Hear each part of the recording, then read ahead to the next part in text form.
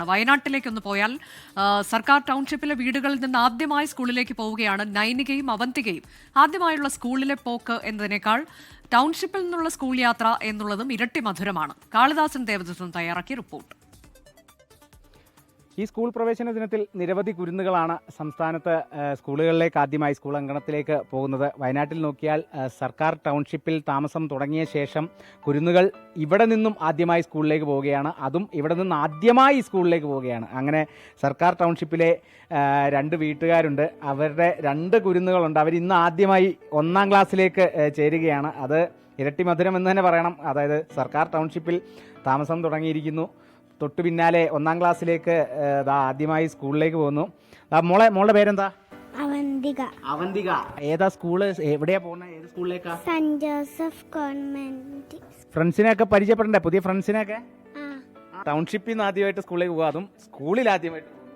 അതെ, saint Joseph സ്കൂളിലേക്ക് പോവാണ് ആദ്യമായിട്ട്. ടൗൺഷിപ്പിൽ താമസം തുടങ്ങിയ ശേഷം.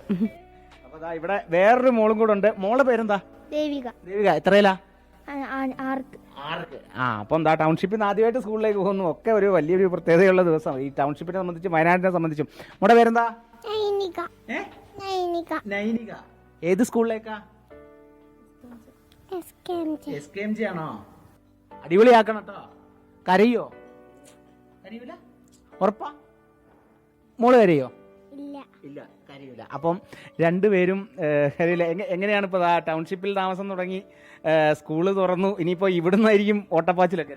അതെ, സത്യമായിട്ടും നമുക്ക് എന്തായാലും ജീവിതത്തിൽ എന്താ പറയാ, മൊത്തത്തിൽ വലിയൊരു മാറ്റമാണ്. ഇതും നമ്മുടെ ഒരു പുതിയൊരു ജീവിതമാണ്. മക്കളെ സംബന്ധിച്ചിടത്തോളം അവരുടെ ലൈഫ് നമുക്കെന്ന് പറഞ്ഞാൽ അവിടെ ഒരു വില്ലേജ് പോലെ ആയിരുന്നു. ടൗണായിട്ട് യാതൊരു ടച്ചും ഇല്ല. ഇനിയിപ്പം ലൈഫ് സ്റ്റൈലേ മൊത്തത്തിൽ മാറുകയാണ്. അപ്പം മക്കൾ സ്റ്റാർട്ടിങ്ങിലെ ആയതുകൊണ്ട് അവർക്കത് വലിയ ബുദ്ധിമുട്ടായിട്ട് തോന്നില്ല എന്ന് വിചാരിക്കുന്നു.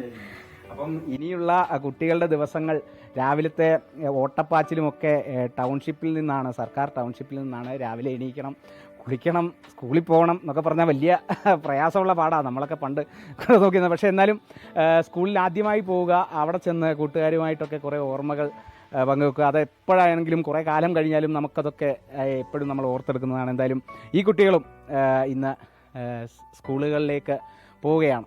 കാളിദാസൻ ദേവദത്തം, 24 വയനാട്.